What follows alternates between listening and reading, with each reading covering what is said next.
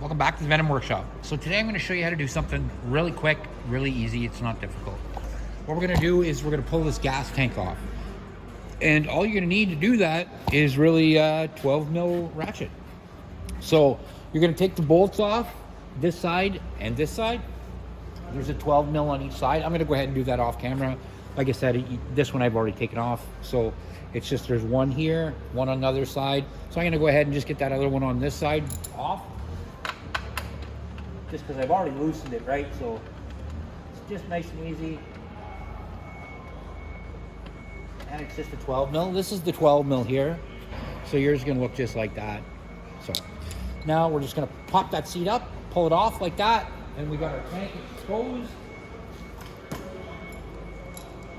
Now to remove the tank is super easy.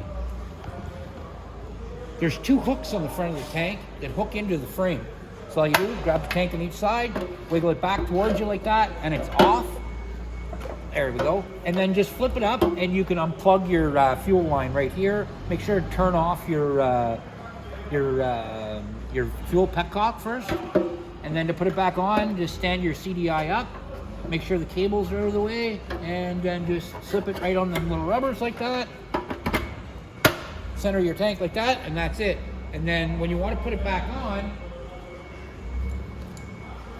all you're going to do is your seat is what's going to hold on the back of this tank, because your seat slips underneath here, but it catches right here. So we're going to slip our seat underneath the black, shimmy it forward, and here, get in there. There we go, and put it down. There you go, and that's it. Then you put your two bolts back in on the back of the seat, and that's it. That is how you remove the gas tank on the Sportster chopper. Super easy video, guys, and that's it.